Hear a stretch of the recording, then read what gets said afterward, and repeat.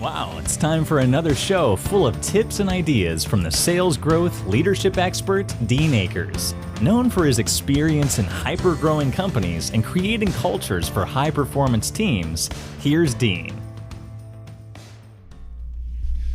Well, welcome to your Sales and Leadership Ninja Show. I'm your head ninja, Dean Akers, and every week I bring you a rant to stimulate your thinking in either the realm of sales and or leadership. Today's show, who's the real decision maker? This is a story about selling or a story to help you with sales. And I often been told, you got to get to the decision maker. Well, we've talked in past episodes about the cold call. And everyone knows I'm a big believer in the absolute cold call. So today's story is a story about an epic result from a cold call. And oh, by the way, I probably could tell you 100 more like this in my career. But this one was especially cool because I got reminded this week when somebody was talking to me about making sure you get the decision makers and everything, one of the groups I was working with. And I shared this story and it became, I don't know if I've shared this, but I'm going to share it this week to all my loyal listeners out there. So this is a story of a vice president of sales of a particular company I was working with or helping years ago. And the guy was kind of a skeptic and always was a skeptic. But the CEO was trying to help grow his company and he wanted me involved. And I was working with the vice president of sales, but he had all his techniques and stuff he saw, which candidly are what I call the stereotypical sales manager, which I find don't work that well, but we're not going to go there today. But at any rate, he decided one day he was going to bust my butt. He was going to bust my ass about the whole concept by taking me out. So he calls me up and he says, "Hey, Dean, you always talk about cold calling. Let's you and I go cold calling." And I know he was just gleaning to see me back out or go, man, I got something else to do. He had no clue that I thrive on this. So I said, sure. So we met and we went out, we made some cold calls. All the cold calls went well. But today I'm going to especially tell you about this one because he knew this was an impossible cold call. So we go to this sports venue and their stuff was going on that day. And so the parking lot was packed with cars and the ticket takers were there and the ticket booths and all that. And he wanted to see how I would do it. So I walked up to one of the ticket takers and I said, "Hi, I'm Dean Akers. I'm here and handed him my card like I teach all of you to do. And I said, I'm here to introduce myself to the CEO of the company." And he looked at me like I was crazy, the ticket taker guy. I said, no, there's a event here. You got to go over there and talk to those people. So I had to go to this teller window, smoky glass window. And I reached in there or put my thing under and said, "Hi, I'm Dean Akers. I'm here to meet the CEO and just want to introduce myself." And the person on the other side of the thing, a little speaker thing goes, "I'm sorry, you have to have an appointment, da-da-da-da-da. Can I write him a note?" All the stuff I teach.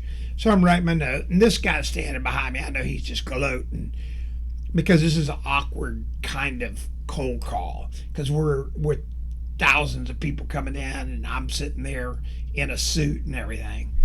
So I finished writing my note. I slide it underneath the little thing to the lady, and all of a sudden he goes, "Okay, let's go." And I go, "No, we're not done."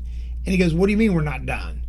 Well, look down there. See all those guys? About 50 yards down there were about 6 guys working on some of the look like chairs or something from the inside the event. And he goes, "Well, those are just workers." I said, "I got you, but we're going to go see them." And he was looking at me like I was crazy. So I walked down there, and there was this elderly gentleman that was working as hard as everybody. And so I started yucking it up with everybody, and I looked at everybody, introduced myself, shook everybody's hand. And of course, they all thought I was crazy. And the older gentleman, he said, "What are you doing here?" Because I was in a suit and everything, and you could see they were working, laboring on some stuff. And I said, "Well, I'm here to meet the CEO, but I want to come say hi to y'all." And the guy looks at me, he goes, "You came here to meet the CEO?" And I said, "Yeah, I was going to introduce myself." And the guy goes, "What happened?" And I go, "Well, they said I couldn't meet him today. He's busy." And the guy looked at me, true story, and goes, I raised his daddy. I worked for his grandfather. He's not too busy. He's not doing anything. He can meet you. And I go, really? He goes, yeah, come go with me. This guy proceeded to take the two of us through a little door underneath all the grandstands. And we were walking down this long little pathway underneath all the grandstands to an elevator that was probably older than I was. Looked like it was about 4 foot by 4 foot. And the three of us got on the elevator.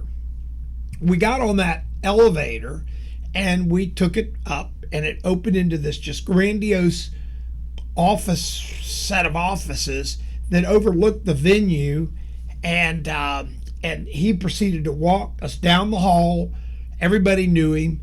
Walked both of us into the CEO's office and said, "This is my friend Dean. He wanted to meet you."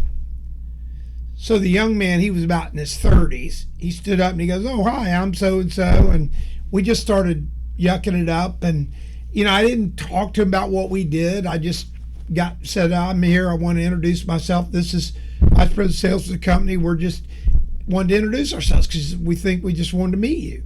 And we started talking a little bit. And I go, "So how long have you been here?" And he told me about his grandfather, told me the legacy of the business, everything. And then I find out the guy lives at the waterfront community where I'm keeping my boat, and his boat's probably 5 slips from my boat. Never met the young man. So we start yucking up, talking about fishing, and then one thing leads to another.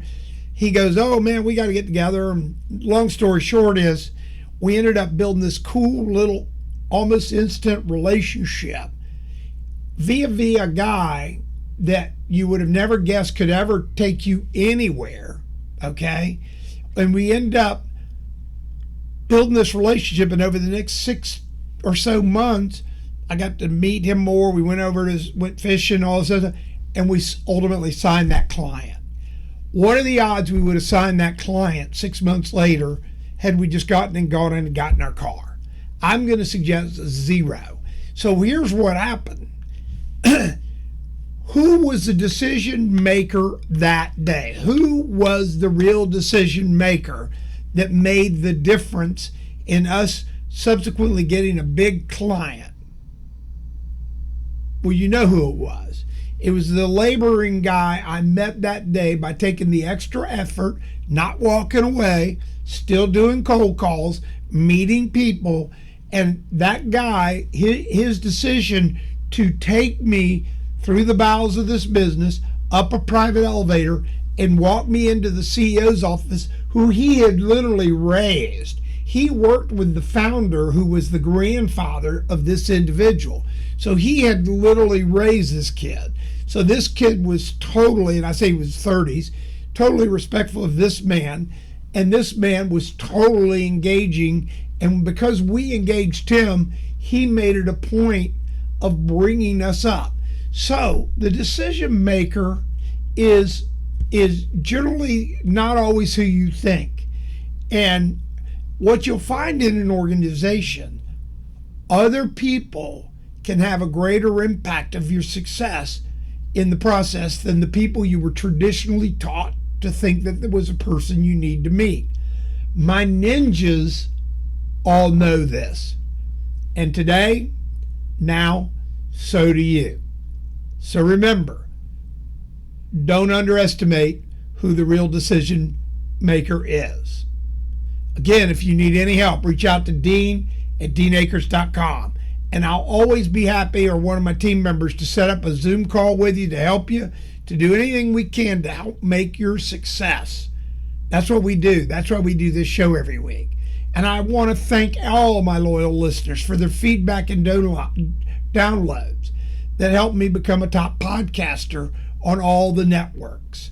I really enjoy helping all of you, and this has become my personal mission of helping people really understand their potentials, eliminating self-talk, and be the best version of themselves for success. So again, thanks for tuning in every week, and remember to share this if this helps you.